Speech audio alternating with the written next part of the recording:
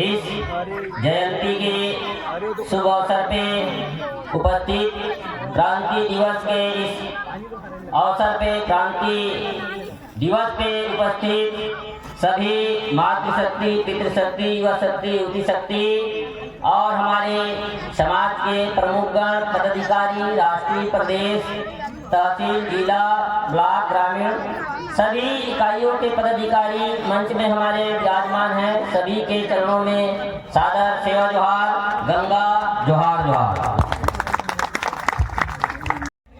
शख्सियत की जयंती मनाने के लिए आज यहाँ उपस्थित हैं, जिनके बारे में, उनकी उपलब्धि के बारे में, उनके कार्य के बारे में हम बोले लेकिन बोल नहीं सकते। वो ये शख्सियत से जिन्होंने 25 वर्ष तक उनकी कुल जिंदगी रही है। कितने वर्ष तक? टोटल कुल 25 वर्ष तक उन्होंने जीवित रहा और उस 25 वर्ष में उन्होंने ऐसा कार्य कर दिया कि ये पूरा देश उसके मुरीद बन गए, उसके बनाए हुए कानून के राह में चल गए। तो शख्सियत है हमारे इस धरती की आबा क्रांति सूर्य भगवान बिरसा मुंडा जी, जिन्होंने मुंडा विद्रोह चला था अंग्रेजों के समय में, जब भूमि संपादन अधिनियम आई और फॉरेस्ट अधिनियम आई अंग्रेजों के द्वारा, और उस अधिनियम, उस कानून में कानून को ला करके, कानून बना करके अंग्रेजों ने ये कहा कि ये भूमि संपादन अधिनियम के तहत और ये फॉरेस्ट अधिनियम के तहत ये जमीन और जंगल और जल हमारी सरकार है, हमारी है, ये कहा गया अंग्रेजों के द्वारा। तो पहला वो व्यक्ति था बिरसा मुंडा, जिन्होंने ये कहा कि मावा नाटे मावा राज, अबुआ देशम अबुआ राज, यानी हमारी देश में, हमारी गांव में हमारी राज चलेगा, किसी बाहरी परदेशिया लोगों की राज नहीं चलेगा। एक कोई कानून बना देने से, कोई कानून बना देने से यह हमारा गांव, जहां हम सदियों से बसे हैं, इस जंगल में रहे हैं, इस गांव में रहे हैं, यह जंगल जमीन जिसके लिए हमारा अधिकार है, जन्मसिद्ध अधिकार है, उस अधिकार को कोई नहीं छीन सकता। ऐसे कहने वाला पहला व्यक्ति था वो भगवान बिरसा मुंडा था। आज इस भारत देश की विडंबना है कि आज हम स्वतंत्र भारत में आज भी गुलामों की तरह हमारे साथ दुर्व्यवहार किया जा रहा है। आज किस एंगल से भारत देश आजाद है, मेरे को ये बताइए। आज जो व्यक्ति गरीब थे, जो व्यक्ति गरीब से और गरीब होते जा रहा है, और जो व्यक्ति अमीर थे वो अमीर से और अमीर होते जा रहे हैं, तो ये कहाँ की समानता की बात, ये कहाँ आजादी की बात है। आज इतिहास में ये लिखा गया कि 1857 में प्रथम क्रांति कोई किया तो मंगल पांडे ने किया, तो मंगल पांडे के पहले तिलका मांझी गुंडा दो बिरसा मुंडा, जिन्होंने मंगल पांडे का जन्म नहीं हुआ था, उससे पहले आंदोलन किया, उससे पहले अंग्रेज से मुआवजा, उनका क्या। तो आज जिस तरीका से हमारे इतिहास को, जिस तरीका से क्रांति को, आज बहुत बड़ी दुख की बात यह है कि भारत देश में एक कहा जाता है कि ले ली आजादी बिना खड़ग बिना ढाल, और साबरमती के संग तूने कर दिया तमाम। अरे चरखा चलाने से जेल आजाद हुआ है क्या? तो भगत सिंह की कुर्बानी, चंद्रशेखर की कुर्बानी, बिरसा मुंडा की कुर्बानी, सुभाष चंद्र बोस की कुर्बानी, इसकी कुर्बानी को धूमिल करने की साजिश इस आजाद भारत देश में इन चाटुकार नेताओं के द्वारा, अंग्रेजों के पिट्ठुओं के द्वारा रची गई।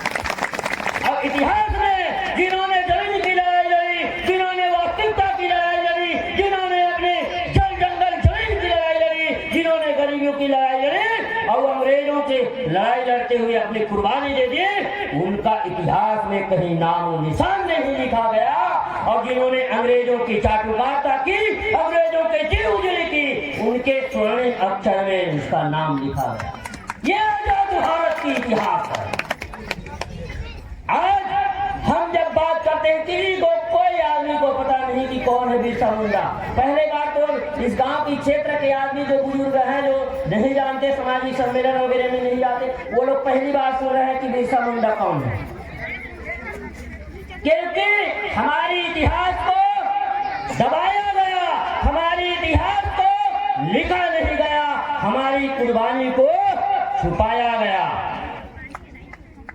आज इस भारत देश में किस प्रकार से भारत में संविधान बनाई गई, संविधान सभा बनी, संविधान सभा में कानून मंत्री से और अध्यक्ष से हमारे डॉक्टर बाबा साहेब भीमराव बनाई।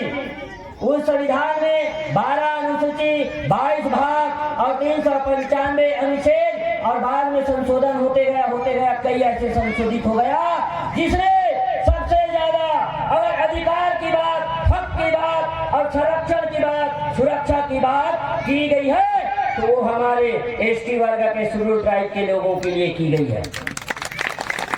अब आप बताइए, जिस भारत की वह सर्वोत्तम संविधान, जिससे यह भारत चलती है, जिससे यह भारत देश संचालित होती है, तो उस भारत देश जिस संविधान से संचालित होती है उसमें सबसे ज्यादा संरक्षण, सबसे ज्यादा अधिकार, सबसे ज्यादा सुरक्षा की बात जिस वर्ग के लिए की गई है और सब देश की आजाद होने से 75 वर्ष बाद भी उस वर्ग का व्यक्ति वही का वही है।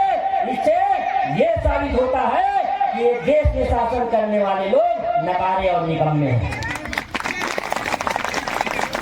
यह नेता ऐसा हो सकता था क्या जिसके अधिकार के बारे में सबसे प्रावधान है? तो पहले तो अधिकार जो संविधान से भारत देश चलता है तो उन्हीं के ऊपर उनकी संरक्षण होता। तो 75 साल में हमारे लोग उनकी झोपड़ी में, घर में, कच्ची मकानों में नहीं रहते होते, पीड़ित शोषित नहीं होते। हमारे बहन जो रोशनी में रावी जी बताई कि मणिपुर में क्या हुआ आपको पता है? आदिवासी महिला को निर्वस्त्र करके घुमाया गया और घुमाने के बाद उसका हत्या कर दी गई। तो क्या ये आजाद भारत है? क्या ये आजाद भारत है? हम ये पूछते हैं। आज धर्म के नाम से बांटने के लिए, धर्म के नाम से एक दूसरे को लड़ाने के लिए, पिछले अभी देखे हैं, अभी हम 23 तारीख को कवर्धा में आंदोलन किए थे। हमारी छत्तीसगढ़ का गृह मंत्री जी है और कवर्धा का विधायक है, उन्होंने क्या बोल दिया, हुलू ले जाए ऐसे बोल दिया हमारे आदिवासी समाज।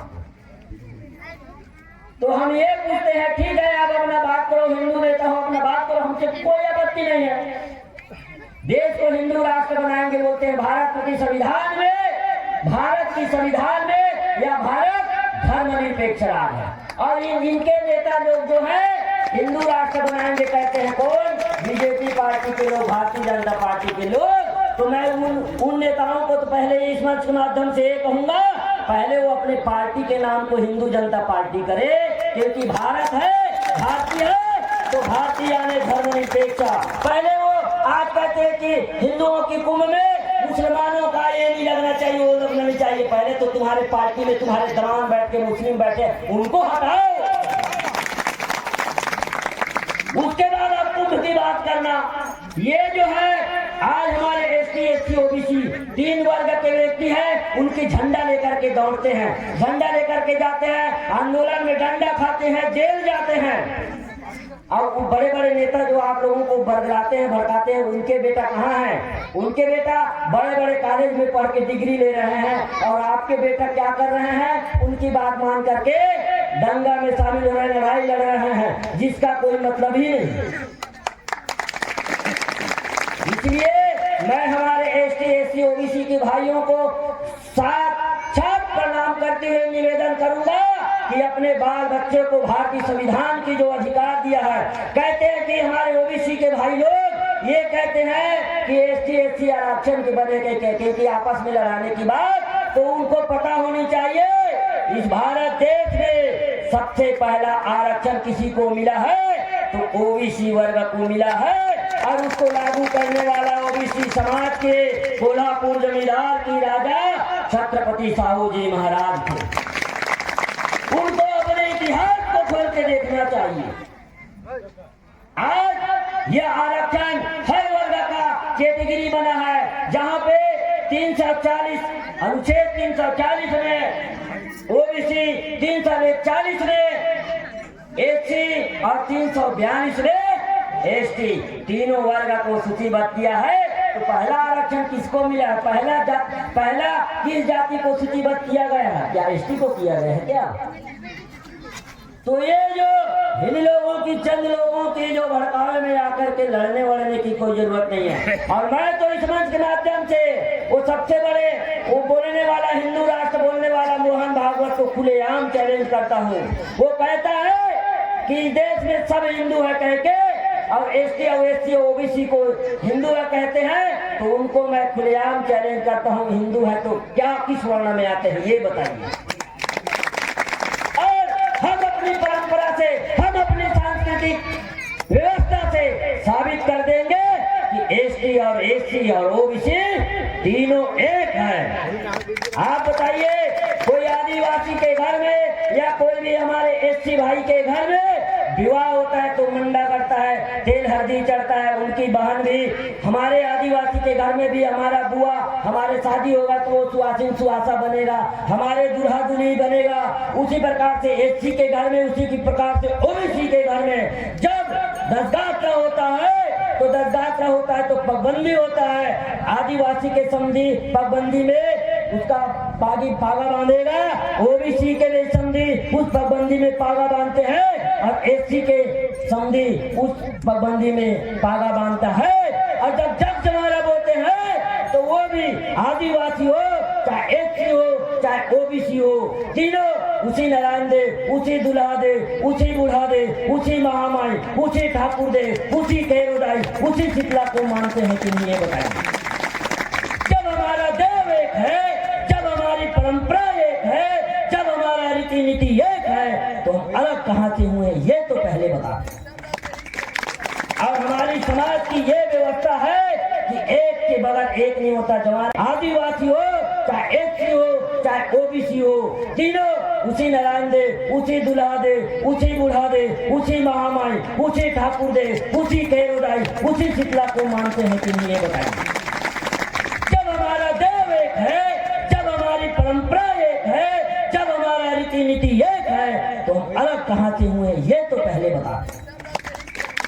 और हमारी समाज की ये व्यवस्था है कि एक के बगैर एक नहीं होता। जवारा के गीत में देखे होंगे, तेली घर ले तेल लाए, कोष्टा घर ले बाती लाए, मरार घर ले नींबू लाए, कड़रा घर ले, चलता है कि नहीं? कुम्हार के घर ले कलसा लाए, ये चलता है कि नहीं? अब ये बताओ, कौन ऐसे आदिवासी समाज है तो बिना तेली के घर ले तेल लाए अपना जवारा का काम कर लेगा? कर लेगा क्या? कोई नहीं कर लेगा क्या? नहीं कर सकता। इसलिए इन सब व्यवस्था से साफ इंगित होता है कि हम अलग नहीं है। अब रही बात हमारे एससी भाई के घर, अब एससी भाई से लोग छुआछूत मानते हैं, तो मैं पहले तो ये बोल दूं, अरे जिसके वजह से आप उस एससी भाई मोची को आप छूत समझते हो, जिसके वजह से गाय का चमड़ा को ये करता है, बाजा बनाता है या पंजी जूता बनाता है, और इसलिए आप मोची को अछूत मानते हो, तो आप ये बताइए कौन ऐसे एसटी और एसटी और ओबीसी है जो बिना उस चमड़ा के बने मांदर नगाड़ा के बगैर अपने घर में देवता चढ़ा ले? जब उस व्यक्ति का बनाया हुआ मांदर नगाड़ा हमारे देवघर में घुस सकता है, तो वो व्यक्ति हमारे देवघर में क्यों नहीं घुसता? और जिसके बजाने से ये देव शक्तियां आती है, जिसको हम बोलते हैं भाव आता है, जिसके बनाए हुए बाजा से बजाने से देव शक्ति आते हैं, तो वो वर्ग कैसे अछूत होगा? अब ये जो छुआछूत की विडंबना करने वाला, पैदा करने वाले लोग जो हमारे ऊपर राज करने के उद्देश्य से ये सब किया है, इसलिए इन सब लोगों की बहकावे में आप लोगों को आने की अब जरूरत नहीं। अपने बच्चे को भारत की संविधान पढ़ाइए, अपने बच्चे को अपने परंपरा, अपने रीति रिवाज, अपनी संस्कृति को पढ़ाइए। उसके बाद वो बच्चा कभी किसी का गुलामी नहीं करेगा। आज हम आपके सामने बैठ रहे हैं, बोल रहा हूँ, मेरे ऊपर भी 5-5 केस लगा था। पिछले वर्ष 5-5 केस लगा था, 5-5 थाना का, 5-5 केस, और एक केस में 20-20 धाराएं लगी थी, जिसमें हत्या की साजिश जैसा बड़ा धाराएं भी लगाई गई थी। मर्डर, हाफ मर्डर की धाराएं, बहुत बड़ी धारा लगाई गई थी। और वो भी धारा लगाने वाला ये अल्लू गल्लू नत्थू खैरे कोई आदमी नहीं है। वो इस कवर्धा जिला का एडिशनल एसपी, ये लिंगो के टीम लिंगो मुझे हत्या करने की साजिश में हत्या करने का प्रयास किया करके, यहाँ का उप पुलिस अधीक्षक इसको अटेम्प्ट टू मर्डर की जो धारा लगाई थी, उसके बावजूद भी आप लोगों के सामने बोल रहा हूँ, वो किसके बदौलत, किसके बदौलत? वो भारत की संविधान की बदौलत। तो आज जब तक आप भारत की संविधान को नहीं पढ़ेंगे, तब तक आपका कुछ होने वाला नहीं है। इसलिए अपने लोगों को समझना है, अपनी परंपरा छीन के लेंगे अपना हक।